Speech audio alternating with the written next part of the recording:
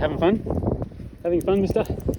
Peter Hudson was never expecting an attack on his two dogs, walking at a usually quiet spot off the coast of Belmont.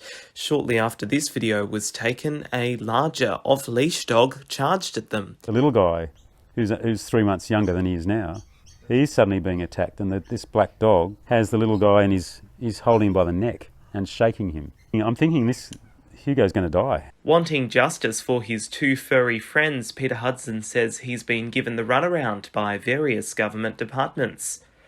I mean, this area of land is still within the local council area. It's just a pocket of land which is managed by the state, but it's still part of Lake Macquarie Council. But no, so I've spoken to two rangers and the head of the rangers at the Lake Macquarie Council, and they all reiterated the same thing. They said they have no jurisdiction, can't do anything about it.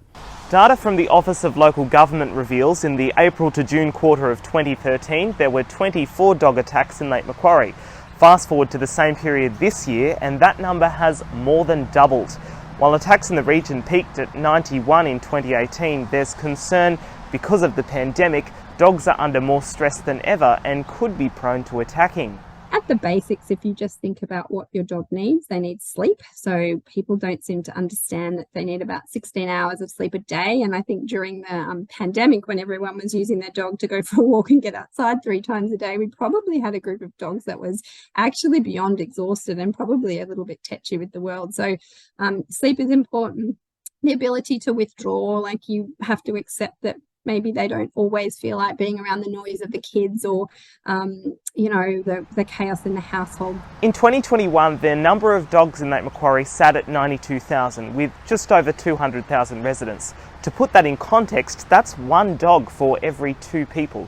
By 2036, the number of dogs in Lake Macquarie is expected to reach over 100,000, and to cope with the increase, Council has developed a plan.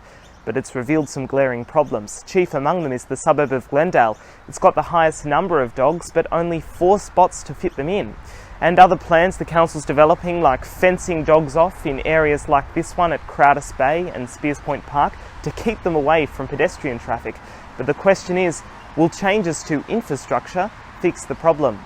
There are actually areas identified within the strategy where we will reduce the area that's off-leash, and that's for environmental and cultural reasons, as well as that area possibly being a little bit more popular because we provide a lot of other things like playgrounds and pump tracks and skate parks and all those different things. But locals like Peter say they want education and change. Training dogs, I think people should be having their dogs trained. I think there are certain dogs that shouldn't probably be kept in local areas, there are certain vicious breeds, I think. A plea to protect man's best friend. Peter Hyslop, UN News.